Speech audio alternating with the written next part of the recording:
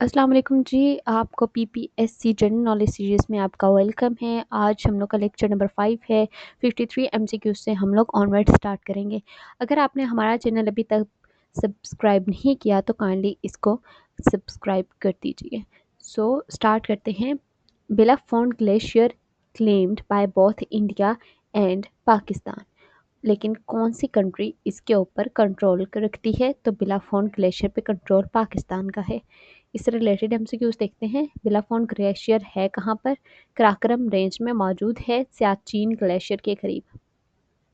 Siachen glacier दुनिया का second जो है ना वो बड़ा ग्लेशियर माना जाता है। It lies at an attitude of 5450 metres. जो बेलाफोंट ग्लेशियर है इसकी मीटर कितनी, इसकी लंबाई, इसकी एल्टीट्यूड अगर इसकी बात करें तो कितनी है? 5450 मीटर्स। और feet in the form of feet बात करें तो 17,880 it is and above the sea level. Belafonte glacier को क्या कहते हैं? पास ऑफ बटरफ्लाइज भी कहते हैं।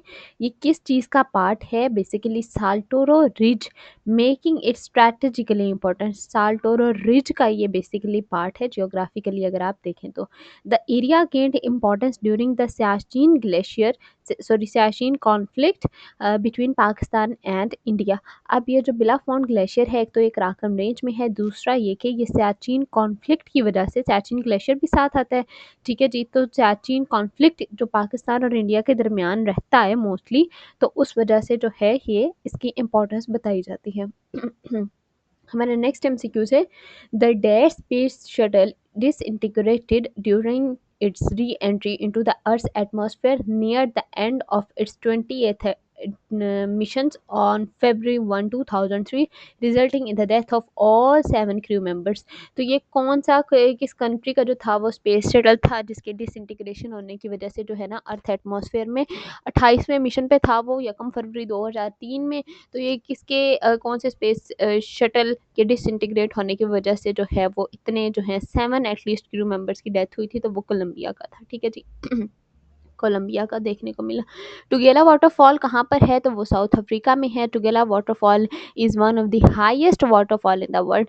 ठीक है, लेकिन अगर लार्जेस्ट के बारे में बात करेंगे ठीक है ना, तो वो नंबर 1 पे वेनेजुएला इंजर्स वाटरफॉल जो कि वेनेजुएला में है वो आता है। Tugela waterfall is present in South Africa. ये अफ्रीका का जो है बड़ा है।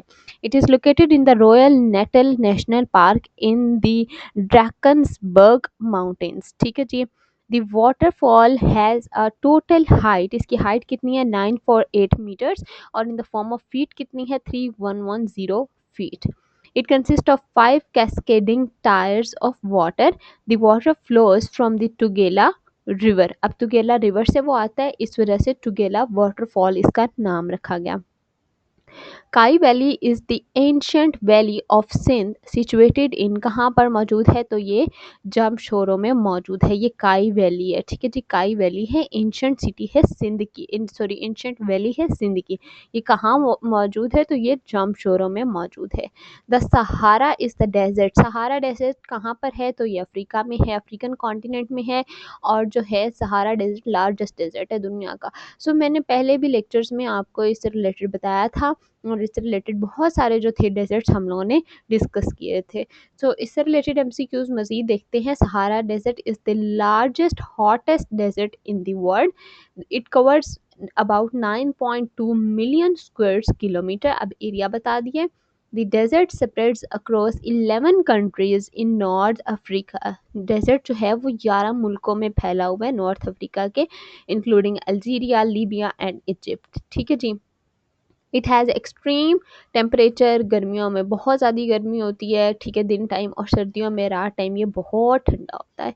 The Nile river flows along the eastern side of the desert. अब जो दरियाए नील है ठीक है जी, वो कहाँ से बहती है? ये ईस्टर्न साइड से जाती है। ठीक है, ये अफ्रीकन कॉन्टिनेंट में जो सहारा डेजर्ट है नाइल रिवर जो है उसके ईस्टर्न साइड से जाती है।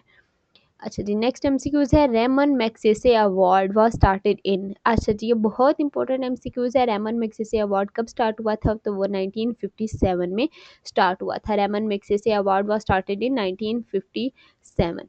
द रेमन मैग्सेसे अवार्ड को बेसिकली क्या कहते हैं? एशियन नोबेल प्राइज भी इसको कहते हैं। ठीक है जी। It was established in 1957 in the memory of Ramon Magsaysay. Ramon Magsaysay आदमी था एक, उसकी याद में जो है ये अवार्ड जो था वो 1957 में जो है प्रेजेंट किया गया था। और ये दुनिया का, और यूँ कह सकते हैं कि आप एशिया का जो फर्स्ट नोबेल प्राइज़ था वो रैमन मैग्सेसे अवार्ड ही था। The award is given in Philippines. Philippines में जो है ये जो है अवार्ड दिया जाता है। It's honours individual and organisation for public service. ये किस चीज़ की बेस पर दिया जाता है? बेसिकली वो लोग जो पब्लिक सर्विस के लिए काम करते हैं, leadership and social change in Asia, खास तौर पे एशिया के लिए, ठीक है जी। The award is administered by the Ramon Magsaysay Award Foundation. अब इसको कौन कौन देखता है? तो वो रैमन मैग्सेसे अवार्ड फाउंडेशन है एक, वो इसको देखती है। और ये रैमन मैग्सेसे अवार्ड है, ठीक है जी, जो कि 1957 में स्टार्ट हुआ था। हमारा नेक्स्ट एमसीक्यूज है each year the international day of peace is observe. अब ये मैंने लास्ट लेक्चर में भी एक्सप्लेन कर दिया था, मैंने जहाँ पर पूरे के पूरे वो सारे के सारे डेज जहाँ पर एक्सप्लेन किए थे लास्ट लेक्चर में, लेक्चर नंबर 4 में, वहाँ पर मैंने इसको भी एक्सप्लेन कर दिया था कि ये कौन से दिन को पीस डे मनाया जाता है। तो वो 21 सितंबर था, ठीक है जी। 21 सितंबर जो है वो यूनाइटेड नेशन इसको मनाती है। तो मैंने इसलिए इन चीज़ों को इसके साथ जो वर्ल्ड वाटर डे था, वर्ल्ड हेल्थ डे था, इन्वायरमेंट डे था, अर्थ डे था, तो वो सारे के सारे पिछले लेक्चर में, तो इसलिए मैंने इंक्लूड नहीं किए। What is the capital of east Timor? East Timor का कैपिटल क्या है? ईस्ट तिमोर का कैपिटल दिल्ली है। अच्छा जी, ईस्ट तिमोर का कैपिटल दिल्ली है। The capital of east Timor is Delhi. It is located, ये कहाँ पर वाक़ है? साउथ ईस्ट एशिया में है। And became an independent country in 2002। East Timor, या फिर आप इस तरह से कहो कि दिल्ली या ईस्ट तिमोर जो है वो कब इंडिपेंडेंट कंट्री बना था? तो वो 2002 में, after separating from Indonesia. East Timor ने किससे आज़ादी हासिल की थी? इंडोनेशिया से। एक एमसीक्यू ये आ सकता है। और कब आज़ादी हासिल की थी? दूसरा एमसीक्यू 2002 को।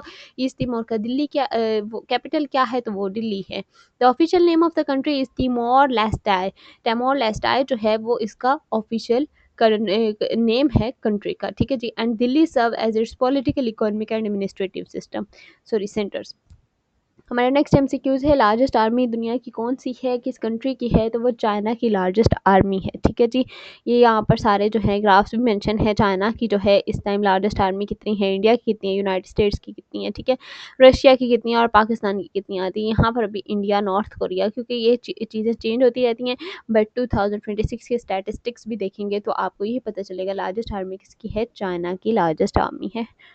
The country with the highest ratio of urban population in South Asia is, वो कौन सी कंट्री है जिसकी हाईएस्ट रेशियो है अर्बन पॉपुलेशन की? अब हाईएस्ट रेशियो है अर्बन पॉपुलेशन की, इसकी आपने फोकस करना है साउथ एशिया में, ठीक है। तो वो भूटान है। तो भूटान वो कंट्री है साउथ एशिया की जिसकी हाईएस्ट अर्बन पॉपुलेशन है। अच्छा जी, नेक्स्ट एमसीक्यूज है Jaffna. Jaffna is situated in which country? तो जाफना जो है वो श्रीलंका में है। सो आज के लिए इतना काफ़ी है। आपको नेक्स्ट एमसीक्यूज जो है डिटेल्स अभी मैंने ऐड नहीं की, उन डिटेल्स के साथ जो है वो नेक्स्ट एमसीक्यूज भी हम आप लोगों को आपके साथ शेयर कर देंगे। Thank you so much.